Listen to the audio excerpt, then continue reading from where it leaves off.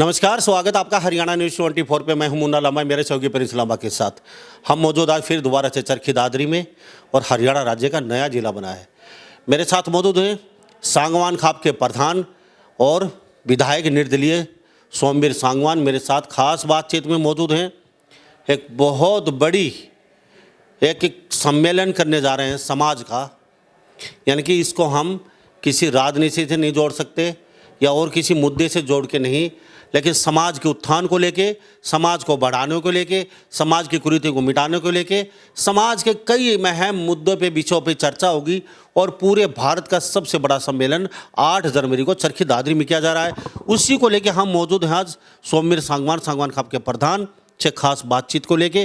Programme किस तरह से रहेगा, क्या रूपरेखा रहेगी, क्या सोचा था, क्यों करना चाहते हो, वगैरह वगैरह कई और विषयों पे भी बातचीत होगी, क्योंकि मंत्रिमंडल का फेरबदल हो सकता है। कुछ सूत्रों से जानकारी, चर्चाएं हैं, तो इनको क्या कहीं बड़ा पद मिल सकता है मंत्री का, तो ये भी जानेंगे। दादरी की जनता क्या चाहती है कि सोमवीर सांगवान को भी मंत्री का पद सरकार द्वारा मिलना चाहिए, तो सरकार कितनी आशाओं पे खरी उतरेगी, तो सोमवीर सांगवान से जानेंगे ये क्या कहते हैं इस विषय पर। प्रधान जी, आपका हरियाणा न्यूज़ 24 पर बहुत बहुत स्वागत है। मुन्ना जी, तमाम दर्शकों को और आपका चैनल का बहुत बहुत धन्यवाद। तमाम दर्शकों को मेरा नमस्कार। सबसे पहले मुद्दे पे आते हैं जी। आपने कहा 8 जनवरी को बहुत भव्य प्रोग्राम किया जा रहा है, तो ये राजनीतिक होगा, किसानों को लेके होगा, आपसे ये जान लेते हैं। और ये इतना बड़ा प्रोग्राम कर रहे हैं पूरे भारत का, तो क्या सोच के, क्या आपका मोटिव है, करना क्यों चाहते हो? क्योंकि बहुत बड़ा भारत का बड़ा बड़ा नेता या कोई अभिनेता आएगा या कोई सेलिब्रिटी आएंगे, कौन कौन आने वाले हैं यहाँ पे, और विशेष फोकस किन मुद्दों पर रहेगा आपका? ऐसा है, सांगवान खाप की तरफ से खापों का काम है समय समय पर समाज की बुराई को रोकना, बेहतरीन भाईचारा कायम हो। इस पंचायत का उद्देश्य है सर्व जातीय सर्व खाप सद्भावना सम्मेलन, कि हमारा भाईचारा कायम हो। जो आज पूरे समाज में नीचे से लेकर ऊपर तक तो जाति पाति का जहर घुड़ा हुआ है, एक दूसरे से नफरत है, एक दूसरे से हेट है, उसको रोकना, भाईचारा कायम हो।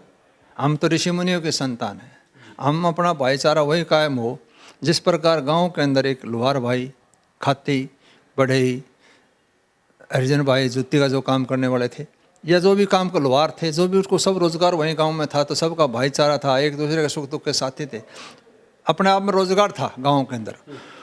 एक उस भाईचारा जो आज पूरी तरह से सिस्टम चेंज हो गया, इस भाईचारे को पुनः बहाल करना। सब भाई मिलके, हम 36 सब भाई हैं, कोई जाति पाति नहीं, कोई छोटा बड़ा नहीं, सबको साथ लेके, सबको जीने का हक है, अंतिम 100 रुपये बचने वाला गरीब आदमी का ही भला हो, इसको लेके। दूसरा, जो समाज के अंदर जो बुराई, खासकर नौजवानों के अंदर, जो पंजाब की तर्ज के ऊपर आज हरियाणा में भी, चाहे वो अपराध हो, चाहे नशे की बात हो, पंजाब की तर्ज के ऊपर जो हमारे नौजवान भाई जो रास्ता भटक रहे हैं, उस समाज की बुराई को, जो हिंदुस्तान का भविष्य, उसको बचाने के लिए, समाज की बुराई को रोकने के लिए तमाम खापें, तमाम समाज, बुद्धिजीवी, हिंदुस्तान की जानी मानी हस्ती इसमें शामिल होने जा रही है। तो हमारा सबका ध्येय है कि उसको एक बेहतरीन समाज बने, बेहतरीन भविष्य बने नौजवानों का, उसके प्रयास करें। और उसको हम कुछ लगाने के लिए अकेले सरकार का काम नहीं है, अकेले सरकार कामयाब नहीं हो सकती जब तक समाज का समर्थन ना हो। तो उसमें सरकार के साथ भी लग के इस बुराई को रोकना, बेहतरीन समाज बनाना इसका उद्देश्य है। और बहुत बड़ा आयोजन होगा, भव्य आयोजन होगा, और आने वाले तमाम आगंतुक हमारे अधिकारी, मुख्य अतिथि जो भी इसमें शामिल होंगे, उन सब के हम पूरी तरह से सेवा पानी करेंगे, अपनी तरफ से कोई कर कौशल नहीं छोड़ेंगे। तो मेरे साथ सोमवीर सांगवान बने और सांगवान खाप के प्रधान निर्दलीय विधायक चरखी दादरी से। अभी जसिया से पहुँचे हैं, वह भव्य प्रोग्राम था जसिया में, और वहाँ पे नव निर्वाचित सरपंच, कई गांव के वहाँ पे शपथ समारोह था, वहाँ से पहुँचे हैं। तो इनसे बातचीत कर रहे हैं इस विषय को लेके कि प्रधान जी यहाँ प्रोग्राम करवा रहे हैं, तो कौन कौन आने वाले? प्रधान जी यहाँ पे आएंगे कौन कौन, किन किन को न्योता देंगे? क्या आपकी किसी राजनीतिक की पार्टियों को बुला रहे हैं? जैसे भी मुख्यमंत्री खट्टर साहब का निमंत्रण होगा, या उसके सुप्रीमो हैं केजरीवाल का निमंत्रण देंगे, या अभी चौटाला को निमंत्रण देंगे, या दुष्यंत चौटाला को निमंत्रण देंगे, या भूपेंद्र सिंह हुड्डा को निमंत्रण देंगे, वो आएंगे, या फिर किसी फिल्मी बड़ी हस्तियां आएंगी? तो लोग क्या समझे, और कौन सी जगह प्रोग्राम है, कितने बजे प्रोग्राम आपका शुरू हो जाएगा और कितनी बजे तक चलेगा, और बाहर से आने वाले लोगों के लिए क्या रहेगी, जाम से निपटने के लिए आपके क्या इंतजाम है? क्योंकि पूरे भारत का प्रोग्राम है, और कहाँ तक कितने नोते अब तक दे चुके, दूरभाष से दे रहे हैं, या बाई हैंड जाके कि आप वहाँ पे मिल रहे हैं लोगों से या फ़ोन के द्वारा ही लोग आएंगे, तो क्या संभावना क्या क्या है? ऐसे है मुन्नालाल जी, ये गैर राजनीतिक सिस्टम है। इसमें कोई राजनीतिक या कोई पार्टी का संबंध नहीं है। इसका सिर्फ एक है सामाजिक काम है ये। इसमें उच्च कोटि के संत जो समाज का मार्गदर्शन करने वाले बुद्धिजीवी, एक से एक दार्शनिक शिक्षाविद जो एक बेहतरीन समाज बनाने में अपना योगदान दे सकते हैं, उनको आमंत्रित कर रहे हैं। और तमाम खापों की सरदारी और तमाम खापों के प्रधान, गैर राजनीतिक संगठन जितने भी हैं, सब इसमें शामिल होने जा रहे हैं। उनकी सेवा में किसी प्रकार के हमने तो पहले भी आयोजन करे हैं।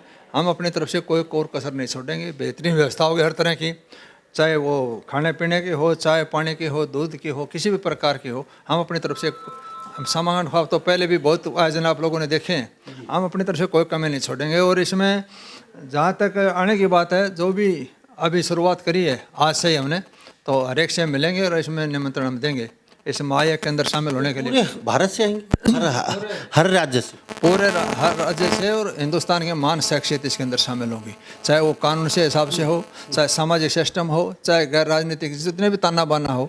एक बेहतरीन समाज बनाने के लिए हम ये आयोजन कर रहे हैं। ऐसा तो नहीं है कि राजनीतिक बन जाए आखिर में आके, और बड़े बड़े ये मुख्यमंत्री, पूर्व मुख्यमंत्री यहाँ पे पहुँचे, फिर उसको राजनीतिक प्रोग्राम बना दें? क्योंकि लोगों का सवाल है, कहते हैं लास्ट में आके राजनीतिक प्रोग्राम हो जाते हैं इस तरीके के। हमने जितने भी आज तक पंचायतें करी, बेटी बचाओ बेटी पढ़ाओ वो करा, जो भ्रूण हत्या थी, बच्चे के साथ जो रेप की घटना थी, पंचायत 11/11/2018 वो करे, कितने आयोजन करे। हमारी पंचायत के अंदर जो सांगवान खाप की परंपरा है, इसके अंदर कोई राजनीति नहीं होती। ये गैर राजनीतिक सिस्टम है। लेकिन मैं एक बात ज़रूर कहना चाहता हूँ, वैसे समाज मानता है राजनीति, लेकिन मैं अगर मेरे से पूछते हो तो खाप पंचायतें और राजनीति अलग नहीं है। खाप पंचायतों का मकसद भी सेवा भाव है, त्याग तपस्या ना मेरे, और राजनीति का भी मकसद यही है। ये तो लोग कुछ अपने स्वार्थ के लिए दूसरे एंगल से देखते हैं, जो अपने पद का दुरुपयोग करते हैं, भ्रष्टाचार करते हैं, खोटा करते हैं। राजनीति का मकसद भी ये नहीं है। राजनीति का मकसद भी सेवा भाव, त्याग और तपस्या का नाम राजनीति है। खाप का भी यही काम है। तो मैं नहीं समझता खाप और राजनीति में कोई फर्क है। तो यानी कि कहने का मतलब है बड़े बड़े राजनेता भी आ सकते हैं? नहीं, इसमें गैर राजनीतिक बता तो दिया, गैर राजनीतिक सिस्टम है, सामाजिक ताना बाना, उच्च कोटि के संत। तो बाहर से अन्य जिलों से जो आएंगे, अन्य राज्यों से जो आएंगे लोग, निम्न नदिया पूरा भारत लंबा चौड़ा होता है, फ्लाइट से आएंगे लोग, तो पहले दिन 2 दिन पहले भी आना पड़ेगा, उनको रुकना पड़ेगा। और यहाँ पे आपने क्या इंतजाम कर रखे हैं? होटल बुक कर रखे हैं या धर्मशालाओं में उनकी सिक्योरिटी, वीआईपी लोग भी होंगे कि ऐसे अच्छी खासी सिक्योरिटी होनी चाहिए उनकी? तो ये सब इंतजाम भी बहुत जरूरी है, इतना बड़ा प्रोग्राम कर रहे हैं तो हर चीज़ की व्यवस्था होगी, रहने सहने की, खाने पीने की, सिक्योरिटी की, कोई कोर कसर हम अपनी तरफ से नहीं छोड़ेंगे।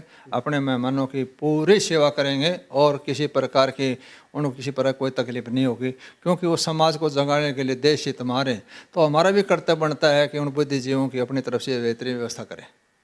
तो जी हमारे साथ सौमिन सांगवान बने खास बातचीत में, और सौमिन सांगवान खाप के प्रधान हैं और विधायक बाद में आते हैं। ये कहते हैं प्रधान ही अच्छा लगता है, प्रधान कहिए हमें, और विधायक रहने दीजिए, विधायक तो बहुत छोटी चीज़ है एक खाप का प्रधान के सामने।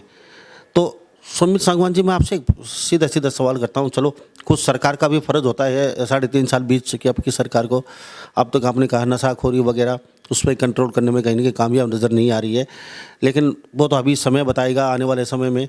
लेकिन अब आपकी चर्चा करें, जहाँ तक हम, मंत्रिमंडल का विस्तार छोटा बड़ा हो सकता है, अटकलें लगाई जा रही हैं, 4 मंत्री को छुट्टी होगी, 4 नए आएंगे, ये विभाग तोड़े जाएंगे, ये मर्ज किए जाएंगे। तो कहीं ना कहीं ऐसा नहीं लगता ये सरखी दादरी की जो जनता है वो एक अपने आप को ठगा सा महसूस कर रही है? वो भी चाहते हैं कि सौमिन सांगवान को कहीं ना कहीं मौका मिलना चाहिए। आने वाला जो 1-1.5 साल बचा है आपका, 1.5 भी नहीं, आप 1 साल मान लीजिए, 1 साल या 13-14 महीने, 15 महीने, तो उसमें अगर आपको नहीं लगता आपको भी सरकार द्वारा कहीं कोई बड़ा अब मंत्रालय मिल सकता है, या फिर आपको ऐसे ही रखा जाएगा? एक तो मुन्नालाल जी, आपने कहा कि ये नशा, ये अपराध जो बढ़ रहे हैं सरकार से रोक नहीं रहे। मैं कहता हूँ कि ये अकेली सरकार की बस की बात नहीं है। बगैर समाज के सहयोग के बगैर बुराई के ऊपर काबू नहीं पा सकता, चाहे वो किसी प्रकार का नशे का हो, चाहे कोई दूसरे आपराधिक मामले हो। सरकार ने समाज का समर्थन मिलना चाहिए, सरकार के साथ समाज ने समर्थन देना चाहिए। सहयोग करने के बाद इस समस्या का समाधान हो सकता है। अकेली सरकार इसमें कुछ नहीं कर सकती जब तक जनता का सहयोग नहीं हो। दूसरी रही, 3.5 साल हो गए, ये माननीय मुख्यमंत्री का कार्य क्षेत्र है, वो जिसको चाहे बनाए, जिसको चाहे न बनाए, वो उनकी सोच है। हमारा मकसद ये नहीं है कि हम कोई पद पाएँ या जब भी कोई बात हो। हमारा सिर्फ एक ही मकसद है कि मैं दादरी की जनता की जो वादे जो करे थे, जनता ने जो मेरे पे विश्वास भरोसा किया था, मैं उन विश्वास के ऊपर खड़ा हूँ और वो दादरी की जनता के काम हों। और उसमें माननीय मुख्यमंत्री जी ने दादरी को बहुत बड़ी सौगात है, चाहे मेडिकल कॉलेज की बात थी, चाहे कॉलेज की बात थी, चाहे सीवरेज के पानी निकासी की 40 करोड़ की बात थी, चाहे सनसपुर में 40 करोड़ के स्टेडियम की बात थी, और 1150 करोड़ रुपये दादरी जिले को, चाहे वो 25 गाँवों के पानी के भरने की बात थी या किसी 19 गाँव के रोडों की बात, या अंबेडकर भवन कम्युनिटी सेंटर और स्कूल जो बिल्डिंग थी। आपने एक दर्जन से ज़्यादा गिना दिए जरूर, लेकिन काम शुरू नहीं हुआ है। मैं बताता हूँ, उनको काम शुरू होने में थोड़ा टाइम लगता है, उसमें टेक्निकल सिस्टम होता है। जब तक दूसरी सरकार आके वो सटे लगा देगी, हम ये काम करना नहीं चाहते, इसको पड़ा रहने दीजिए। दूसरी सरकार ने 1-2 महीने के अंदर ही इनके ऊपर काम हो जाएगा। इसमें टेक्निकल सिस्टम होता है, यहाँ एस्टिमेट बन के जाता है, फिर ड्राइंग बनती है, फिर वापस फिर चली जाती है, 3 बार कागज़ ओला सोड़ा होता है, उसके बाद में फिर टेंडर होता है, फिर काम शुरू होता है। तो सीवरेज पानी की तो अब इसी महीने में दिसंबर के लास्ट तक टेंडर हो जाएंगे 127 करोड़ रुपया, और 25 गाँवों में, कुछ गाँवों में काम चालू होगा, कुछ गाँवों में 1-2 महीने के अंदर और शुरू हो जाएगा। इस बार इसके अंदर मैं कोशिश करूँगा कि अगर मालिक ने ठीक ठाक रहा तो सरकार ने पूरा सहयोग कर रखा है, हर समस्या समाधान करे, तो आने वाले टाइम में इस बार इसके अंदर लोगों को पानी से, सीवरेज से, हर चीज़ से निजात मिलेगी। चलो, सांगवान साहब कह रहे हैं कि इस बारिश आने वाले जो मानसून आएगी उससे पहले वाले सीवरेज व्यवस्था, पानी की व्यवस्था, लाइट की व्यवस्था दुरुस्त हो जाएगी।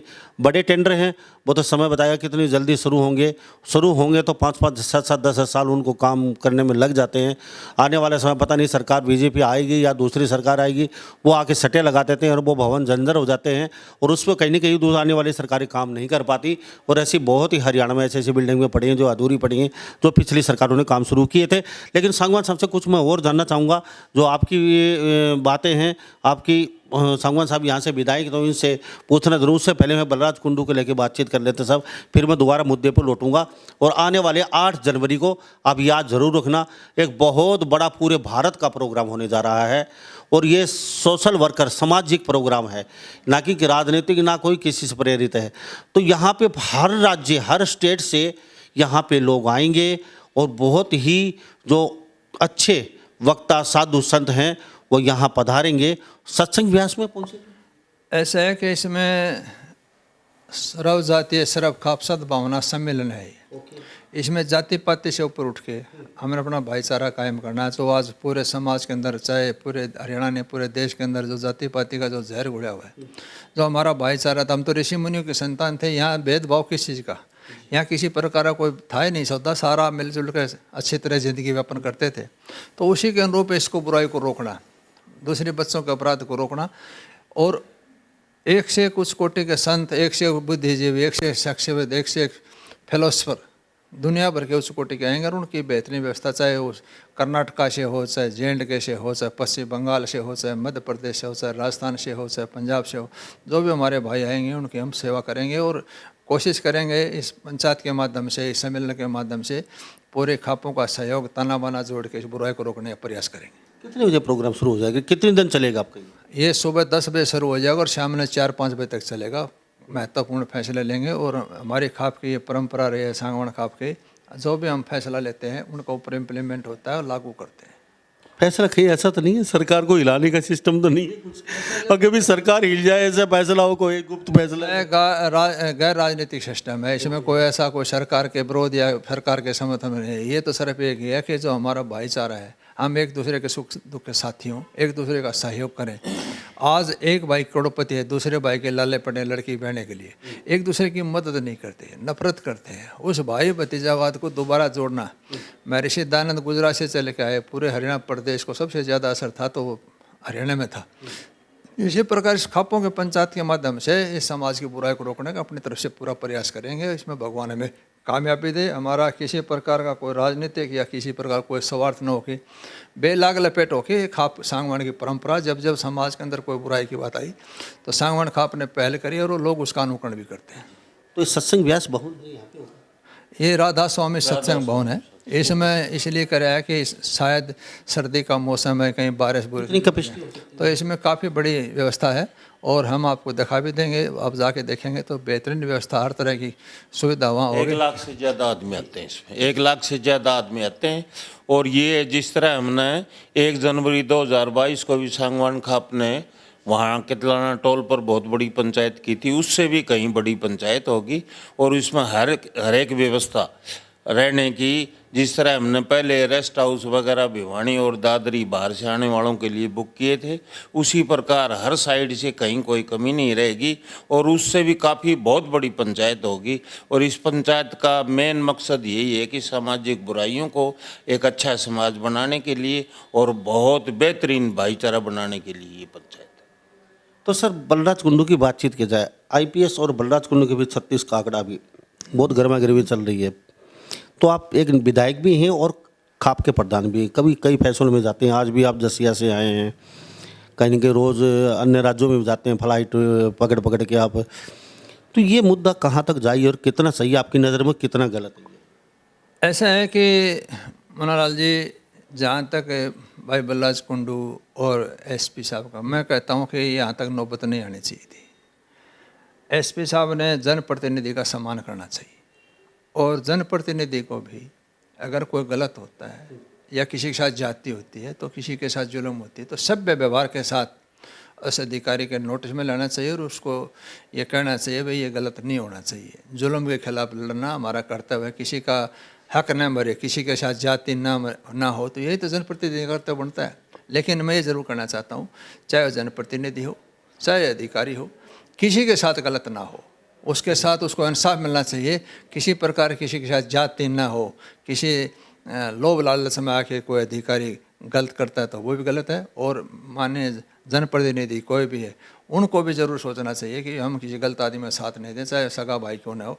अच्छे काम के लिए इंसाफ जिसको मिले, किसी के साथ बुरा ना हो, उसका समर्थन करना, उसका लड़ाई लड़ना हमारा धर्म कर्तव्य बनता है। संगवान साहब, चलो चलते चलते एक बात और, जनता जनार्दन की बात है। अभी पंचायत चुनाव हुए तो आपकी सरकार को कहीं मुंह की खानी पड़ी। अब की बार पंचायत चुनाव में लोगों ने आईना दिखा दिया।